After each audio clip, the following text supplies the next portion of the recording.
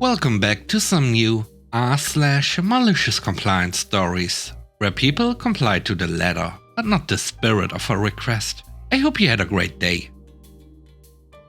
The first story is called Volunteer Work.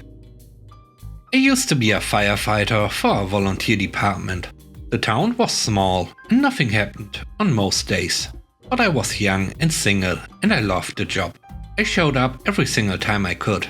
The only person who was there more than me was the chief. As many volunteer firefighters know, when grandma falls down at 3 AM, you get 1 or 2 people. But if there's a fire, people you haven't seen in months suddenly have enough time to show up. Anyway, that department was a mess. People were always bad-talking and backstabbing. Training was a joke. You were lucky to get a PowerPoint once a week. Stuff was stolen often. There was once a whole political coup for some reason. Somebody really wanted power in a small town department in the middle of nowhere. I learned it was best to just stay quiet and do my job. And that was helped when I went to night shifts at my real job. I was working 12+ hour shifts, sometimes 5 or 6 days a week. I still showed up to everyone I could. But after 7 years there, I was just done with it all. Everything came to a head when I was scheduled for 28 12-hour shifts out of a 30-day month.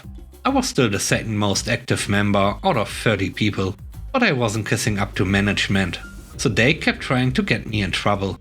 They once threatened to fire me for not turning in some paperwork, and I had to point out that the paperwork had been sitting in their mailbox for 3 days. They eventually decided to add a stupid new rule. You are now required to sit at the station for 40 unpaid hours a month. Not doing so could lead to discipline and termination. I didn't bother. I was about 24 shifts into the month and I did not care about that dumb rule. But I realized that I could make it. So I left work, grabbed a change of clothes, and I went to the department. It was about noon, which was midnight to me since I worked nights. I tried to sleep on the rock-hard beds they provided. Not 30 minutes went by when the training officer kicked the door in and demanded that I get up and help with training. My role? I sat on a hose so it didn't move while somebody else practiced the pump controls. A sandbag could have done just as well. An hour later, training finished and I tried to go back to sleep. I was told off again. I ended up hiding in the TV room so I could have some peace. They found me again and wrote me up. First time in years, for what amounted to not being enthusiastic enough about the job. I endured a lecture while trying not to fall asleep where I stood. I finally got to go sit down when I got a text from the boss at my real job. They wanted me to work that night and wondered if I was available. I thought, you know what? I am available, and I left. A few days later, I got a nasty email from one of the guys who wrote me up, telling me they didn't like my attitude and that I needed to think about what I wanted. I thought about it and I realized I didn't want to deal with them anymore. So I wrote my resignation letter, went back to the station, gathered my personal effects, and I never went back. The next story is called Buy the Book. I worked in an IT support capacity as a contractor. A year here, a few weeks there, always for an agency, never for the company. Some years I would have 4 to 5 employers. It worked out great for me. In December 2016, I was hired by an online pharmacy on a 1-year contract. You get a RX from your doctor, log into their portal, send in an image of your RX, and it gets mailed to you in a few days. Cheaper than your local pharmacy. The agency that sent me there told me that the employer preferred I work as a contractor for the company and not the agency. Again, fine by me, as long as I get a paycheck, right? 2 weeks after I started, my hiring manager, the CSO, told me that there was an oversight and a comprehensive background check needed to be done. This was a police record check, a high-level RCMP check, plus exhaustive employment verification. In the past, I had listed the companies I worked for, not the agencies. Past employers were okay with that, as they understood the world of contractors. Not this dude. So the employment background check comes back, and none of the companies could verify I worked for them, as I didn't exist in their books. having worked for the agencies that sent me there. Also, the employment verification company was based out of the US and not Canada, where I live and work. The CSO shoos me out for lying and threatens to fire me on the spot. I pull up all my income tax slips I had on Google Drive, pay stubs, timesheets, images of my ID cards, employment offer letters, and more, to prove I did work at those companies, but for agencies. This was clearly totally unfamiliar to him. To save face, he threatened me that I needed to go by the book in every detail, or I'd be out before I could blink. Most pharmacies use a RX filling tool. I had total access to the training portal of it. This meant they ran an algorithm that scrambled real customers' details. All details would get scrambled and reissued.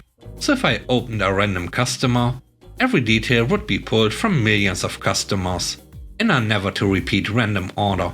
100% foolproof to isolate any specific customer, except for the actual scanned prescriptions. They were actual scanned RX for a real person, say in Ontario, with their name and address and phone and doctor and the RX details. I am not supposed to see this. The pharmacists and pharmacy techs who filed the RX could see patient details, like any pharmacy, but not me or others. I am not cleared for it. By the book. I immediately went to see the CTO and showed him what I had seen. He went pale. Who else have you shown this to? Well, no one. But anyone who has access to the training portal could see it, if they burrowed down deep enough. He thanked me and said he would look after it. By the time I got back to my desk, the training portal had been shut down. The CSO was fired the next day. By the book.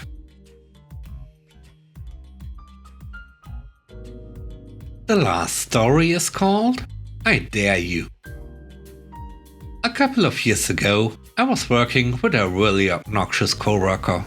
He was super lazy, always complaining, extremely unmotivated to do anything actually related to his job, very motivated to mess around at any given opportunity.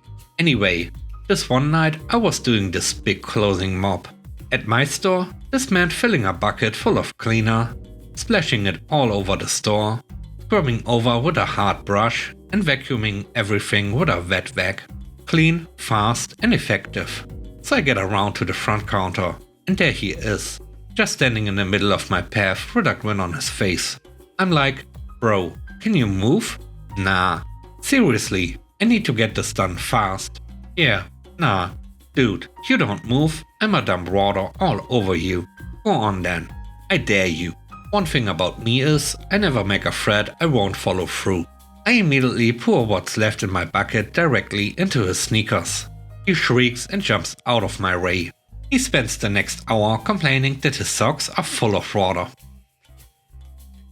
Thanks for watching the video. I hope you enjoyed it. If you did, please don't forget to leave a like, comment and subscribe. And if you have time, watch another one of my videos. And now, I hope you have a great day. See you soon. Bye bye.